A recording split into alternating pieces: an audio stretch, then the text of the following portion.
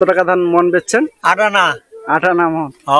তারা আবাদ করছে অবশ্য, তারা জানেই না যে এই সরষেগুলো হাটে নিয়ে যে কত টাকা বিক্রি করবে এবং তাদের কত টাকা আসবে। এত সহজ সরল এই চরের মানুষ। ডিমলা থানা ওই যে ওঠে মনে করেন ওই যে বাড়ি ঘর করছে, ওই মাঝখানে দেখেন গাড়ির লিক আছে, ওই লিকের ওই সাইডে হয়েছে। সুখ দুঃখ নিয়ে মানুষের জীবন। নদীর পাড়ের মানুষের জীবনযাত্রা একটা অন্যরকম। তাই অন্যরকম জীবনযাত্রা দেখতে আমরা চলে যাব আজকে সেই দুর্গম চরে। এই চরটির অবস্থান হচ্ছে লালমনিরহাট জেলার হাতীবান্ধা থানা থেকে প্রায় 5 কিলোমিটার পশ্চিমে এই চরটির অবস্থান। এই চরটি সাধারণত ধুবনির চর নামেই পরিচিত। আমরা যাব সেই চরে এবং সেই চরের মানুষের জীবনের ইতিহাস এবং তাদের চলাফেরা এবং তাদের সংস্কৃতি, তাদের জীবনযাত্রার মান সবকিছু তুলে ধরার চেষ্টা করব আজকের এই ভিডিওতে। ততক্ষণে আপনারা আমার ভিডিওটি দেখতে থাকুন।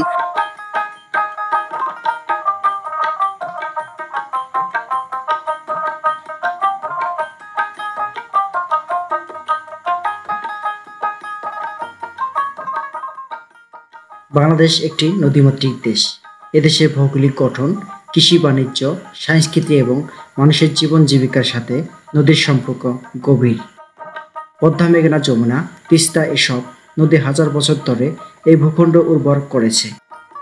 প্রাচীন যুগ জনপদ, মধ্যযুগ যোগাযোগ আর ঔপনিবেশিক আমলে বাণিজ্যিক সব নদীকেন্দ্রিক ছিল।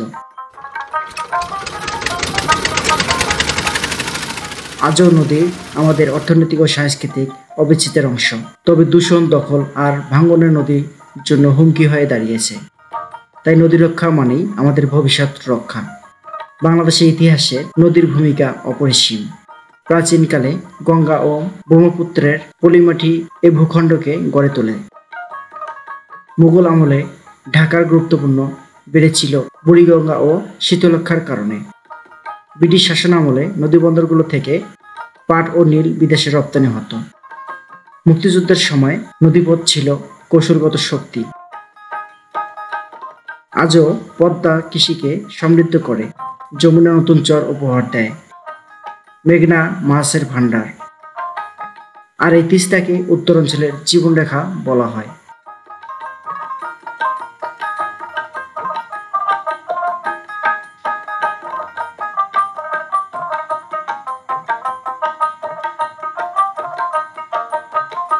বন্ধুরা, আমি এখন এমন একটি স্থানে দাঁড়িয়ে রয়েছি। আমার এদিকে হচ্ছে নীলফামারী জেলা, অর্থাৎ নীলফামারী জেলার ডিমলা থানার অধীনে এই চরগুলো। আর আমার এই সাইডে হচ্ছে লালমনিরহাট জেলা, লালমনিরহাট জেলার হাতীবান্ধা থানার অধীনে এই চরগুলো। বন্ধুরা, আমরা এখন যাচ্ছি সেই ডিমলা চরের উদ্দেশ্যে। আর ডিমলা চরে মানে জায়গাটা এমন একটা জায়গা, অবশ্য ডিম যেরকম গোল, আর এই জায়গাটা হচ্ছে সেই ডিমের আকৃতির মতো। সবুজ মাঠ ঘাট পেরিয়ে আমরা ছুটে চলছি সেই চরের উদ্দেশ্যে। বন্ধুরা দেখুন, সবুজ, যেদিকে চোখ যাবে শুধু ধান ক্ষেত আর ধান ক্ষেত। এই চরের একটা বিশেষ আকর্ষণ হচ্ছে এই ধান ক্ষেত। দেখুন এই ধান ক্ষেতগুলো কত সুন্দর। পিপাসার কাতর আমি, তাই তো ছুটে চললাম পানি খেতে। মুরব্বী আমার জন্য পানি নিয়ে আসলো। মুরব্বীকে অসংখ্য ধন্যবাদ। মানে মাঝখানে যে ওই রাস্তাটা, সামনে বাড়িটা, ওইদিকে আবার ডিমলা থানা। হ্যাঁ, ওইটা ডিমলা। ওইখানে কিছু বাড়ি আছে হাতীবান্ধা থানার। না, হাতীবান্ধা থানার লোক আছে, বাড়ি নাই। বাড়ি সব ডিমলা থানার। সব ডিমলা থানা। সব ডিমলা থানা। সব ডিমলা থানা। তাহলে এই জায়গাটা তো দুই ভাগে হয়ে গেছে, একটা ডিমলা থানা, একটা হাতীবান্ধা থানা। হ্যাঁ, ডিমলা থানা এরিয়াটা বহু এরিয়া। এখান থেকে ওই যে এখান দ্বারা মেলা দূরে পিছিয়েছে, আরো প্রবাসী কোনা চলে গেছে এদিকে, আবার ওখান থেকে ফিরে চলে গেছে, আর ওই দিকে চলে গেছে কোনাকুনি হয়েছে আর কি। কোনাখানি এই চরের ধান খেতে যে মেশিনগুলো দেখতে পাচ্ছেন, এই মেশিনগুলো এখানেই পড়ে থাকে। এখান থেকে অবশ্য ঘরে নিয়ে যায় না, কারণ এখান থাকলে চরে নিয়ে যায় না। প্রায় 5 কিলোমিটার হেঁটে আমরা সেই চরের উদ্দেশ্যে যাচ্ছি। বন্ধুরা, দূরে দেখতে পাচ্ছেন একটি চর, এই সেই চর। এই চরটির ডিমলা। আর আমার পিছনে একটি চর আছে, এই চরটি হচ্ছে হাতীবান্ধা, অর্থাৎ লালমনিরহাট জেলার হাতীবান্ধা থানায় অবস্থিত। স্প্রে করতেছেন? ধান খেতে কি পোকা ধরছে? ধান খেতে পোকা পোকা ধরছে, মাজরা পোকা, পাতা সাদা হয়ে গেছে, পাতার মাথা চিপে ধরছে, সেই পোকা, এই জন্য স্প্রে করতেছেন? হ্যাঁ।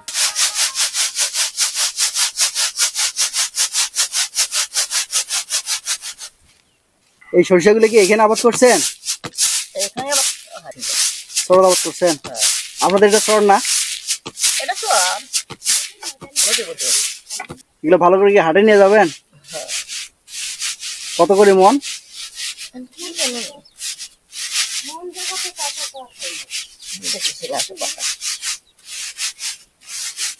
কত মন তা জানেন না, হাটে নিয়ে যে বিক্রি করবেন কিভাবে? তারা আবাদ করছে অবশ্য, তারা জানেই না যে এই সরষেগুলো হাটে নিয়ে যে কত টাকা বিক্রি করবে এবং তাদের কত টাকা আসবে। এত সহজ সরল এই চরের মানুষ, আসলে এই চরের মানুষগুলো অনেক সহজ সরল।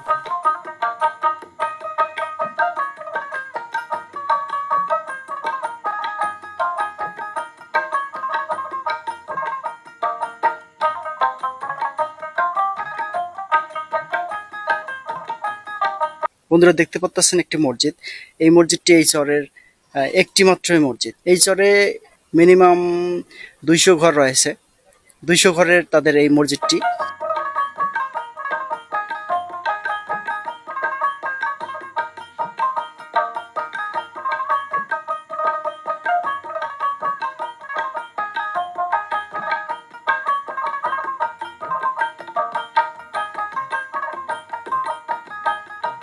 এইখানে একবার গাছ গাছছিলেন আপনারা, সেগুলো বন্যা ভাঙে নিয়ে চলে গেছে। বন্যা ভাঙে নিয়ে যায় ওই এটা গাছ গাছ এত যে কারণ ধরলো আর আম ধরলো নদী ভেঙে নিয়ে যায় ওই দেখেন আফসোস করে বিবির মাছ, বিবির বড় মাছ গিলে বন্ধু বাড়া গেছে। সেই মাছ খাই না বড় হোক বড় হোক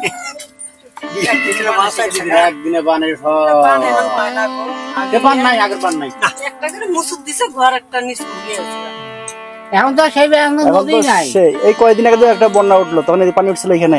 না ওই ওই কাঁচা বোধা ওটা তো নিচে ওই অনেক উঠছে। এটি বললে গেছে ওই দক্ষিণ আগে এটি পান নাই গিয়ে তোলা গেছে হাজিরপুর পর্যন্ত পানি গেছে। এখানে মনে করে আমাদের আমাদের জন্ম হয়েছে। এই জায়গাটা কি আপনার নীলফামারী জেলা পড়ে? তাই নীলফামারী জেলা, থানা ডিমলা, থানা ডিমলা, আর পাশে আবার হাতিবান্ধা থানা। একটা চোখে পড়লো একটি দোকান, অবশ্য মুদি দোকান।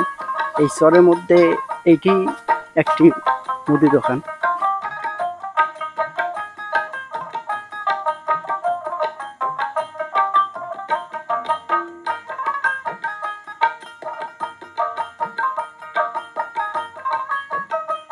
আপনার ডিমলা থেকে গড্ডিমারি গেলেন কে? গেছি মানে নদীশন অস্থায়ী করছিল, কোনো থানা ছিল না, থানা ছিল না, বাড়ি করার কোনো জায়গা ছিল না, থাকাতে ওখানে বাড়ি করছে করে এখন জমি হয়েছে করে খাই। এই জমিটা একবার ভাঙে চলে গিয়েছিল, আবার করছে। এখন যার যার জমি শেষ আবাদ করে খাই। ওই আমার সাথে আমার জমি আছে, ভালো হয়েছে আবাদ করে খাই। এই ধনী জমি আছে আবাদ করে খাই, ওই কুটি মায়ের জমি আছে আবাদ করে খাই, কেন অভাব নেই। এখন নদী বাদ হলে আমার বাড়ি নিয়ে আসবেন এই জায়গায়? হ্যাঁ, ওই বাড়ি ভেঙে নিয়ে আসবো। ভালো আছেন?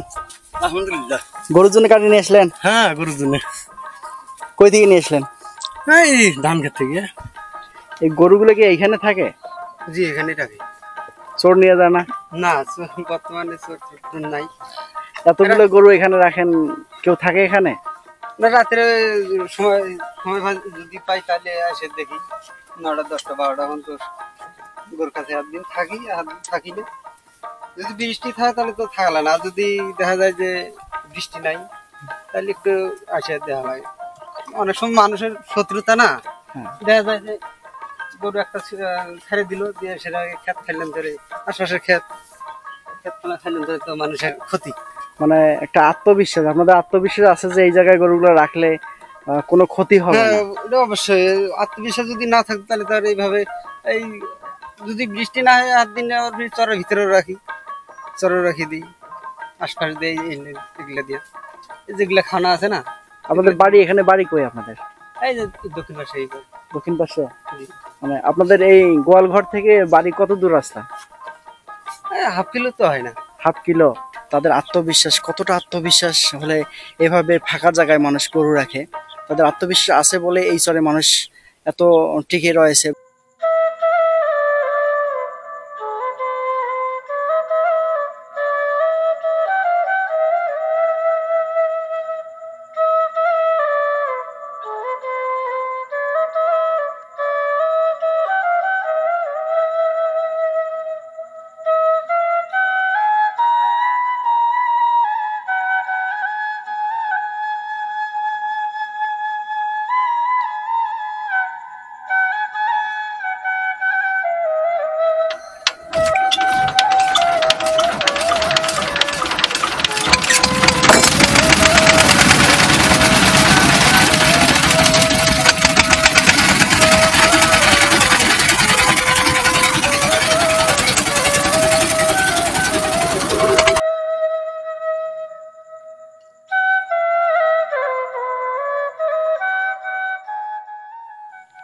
আমার ভিডিওটি দেখে যদি আপনাদের ভালোবাসা বা অনুভূতি পেয়ে থাকেন তাহলে অবশ্যই আমার চ্যানেলটি সাবস্ক্রাইব করতে ভুলবেন না।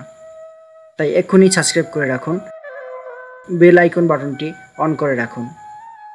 ভালো থাকুন, সুস্থ থাকুন। আল্লাহ হাফেজ। দেখা হবে পরবর্তী কোনো নতুন ভিডিও নিয়ে। ততক্ষণেই নিজের শরীরকে সুস্থ রাখার চেষ্টা করুন।